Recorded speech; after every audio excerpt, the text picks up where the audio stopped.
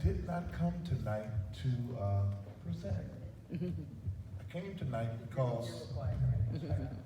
tonight because this ministry called Flint Soup has been such a blessing to so many people. Amen. Amen. And I really just came tonight to, I guess my mind wasn't working. I've been on the road, and I guess my mind, I just thought I heard him say, come and talk. So I'm good at talking, so I just came to rather talk tonight. You know, I was B.B. King's band director for a number of years, and music and drugs kind of went together.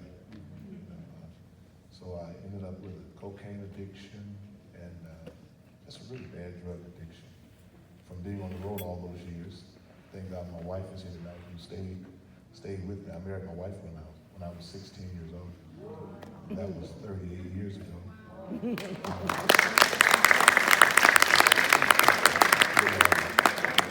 She stuck it out with me through the music, and I've been pastoring now for a number of years, long time. And what I've discovered in pastoring is there are so many people that are just hurting. And when people are hurt, they find stuff to attach themselves to. As you all know now, there's an opiate epidemic that's started out innocent, that's ended up in such a bad way. Yeah. And so I've ministered to so many people because of the same thing that attached itself to me. I've ministered to a lot of people with the same thing, same addictions, whether it be drugs, alcohol, sex, shopping, it don't matter. People attach themselves to things. And because of that, the enemy, and when I say the enemy, I'm specific when I say the enemy, the devil himself disguises himself in so many things to try to attach himself to people. And unbeknown to us, before we know it, he's grabbed us. He's attached himself. It takes us down a road that we didn't intend to go down. We stay longer than we intended to stay. We just end up really, really bad. You know? So in my quest to try to do better by people, to help people, we started a program called Free Indeed. And it was just to help people get free. Started with just talking.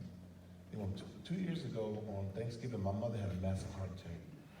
And she died on December 16th. And the next day, my father died. The very next day, my father died. And it was like that addiction wanted to come back because you try to grab something to help you to overcome what you're going through. And 1 year later, 1 year today later, I was on the road preaching and singing. And I was coughing up blood. And the doctor said I had pneumonia.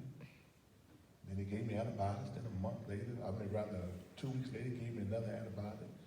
And I went back and I was still coughing up blood every day. And I ended up going to a pulmonary specialist only to be diagnosed with lung cancer. And if it wasn't one thing, it was something else. Like the enemy wouldn't stop. He said, "I'm not going to stop. You're going to get something. You're going to grab something to attach yourself to, so you can be addicted to it. You got to do it." So.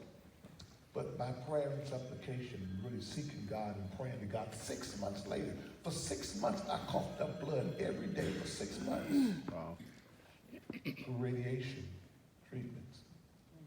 Only for 6 months later for the doctor to come back after doing a biopsy and say to me, "I can't find the cancer."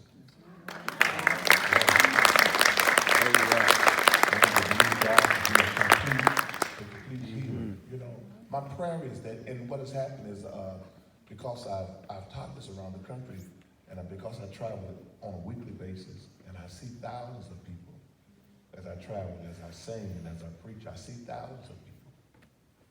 I'm on a daily basis. And I get a chance to sing songs and minister to people about addiction and to pray for people, to help them through their addictions. But it's not always just prayer. It's not always just the one prayer that people get delivered. Sometimes people's healing is processed. Sometimes Jesus saw 7 guys, or rather 10 guys that were lepers. And the scripture says that he prayed for those guys. And the Bible said as they went, they were healed. Right. Which means their healing was processed over a period of time.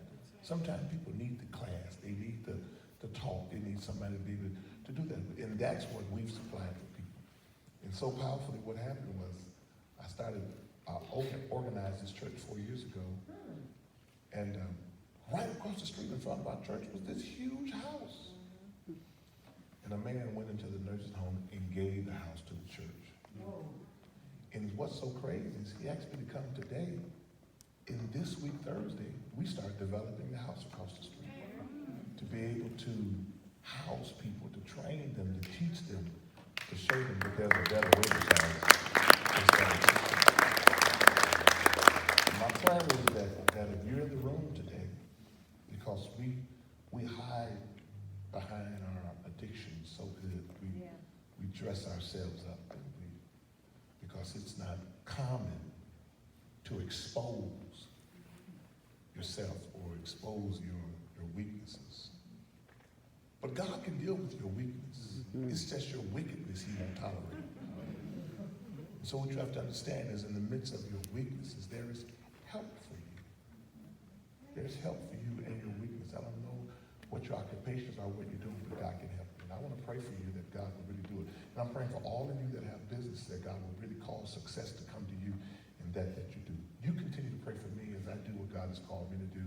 And I'm going to continue to pray for you that what you do, that you have a prodigious life, and that God will prosper your hands and everything that you touch to do, that God will cause it to prosper in Jesus' name. All right, God bless you.